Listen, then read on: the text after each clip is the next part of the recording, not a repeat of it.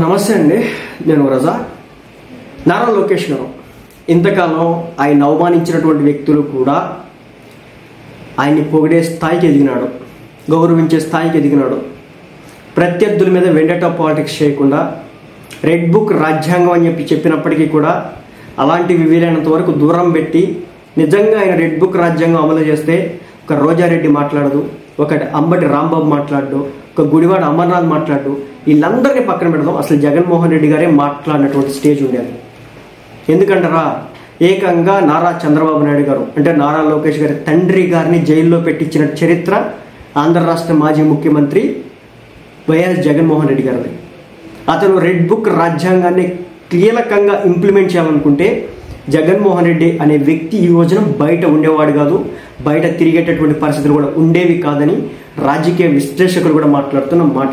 అయితే ఏంటంటే ఇదంతా పక్కన పెడితే విశాఖని కూటమి ప్రభుత్వం నెగ్లెక్ట్ చేస్తుందని చెప్పేసి కొంతమంది అడ్డగోలు ప్రచారాలు చేస్తున్న నేపథ్యంలో విశాఖపట్నాన్ని ఐటీ హబ్గా మలిచే దిశగా ఈ రోజున లోకేష్ గారు అడుగులు ముందుకు వేయడం అయితే జరిగిందనమాట.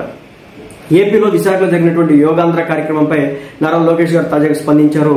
ఈ కార్యక్రమ నిర్వహణపై సంతోషం వ్యక్తం చేస్తూ ప్రధాని నరేంద్ర మోడీ గారు ఆంధ్రుల కోరిక నెరవేర్చుతున్నారని అభిప్రాయం వ్యక్తం చేసినారు.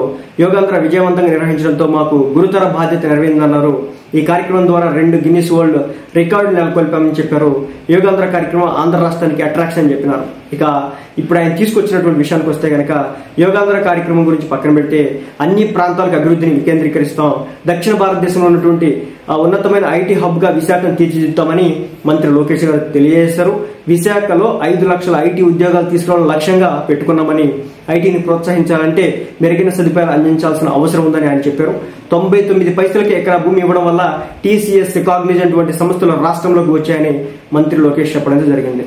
సో అర్థమవుతుంది కదా, ఈ కార్యక్రమం ద్వారా రాష్ట్ర అభివృద్ధి, యువతకు ఉద్యోగ అవకాశాలు కల్పించడం, రాష్ట్ర ఆర్థిక పరిస్థితిని మెరుగుపరచడం వంటి అంశాలు ముఖ్యమైన ప్రస్తావించారు లోకేష్ గారు.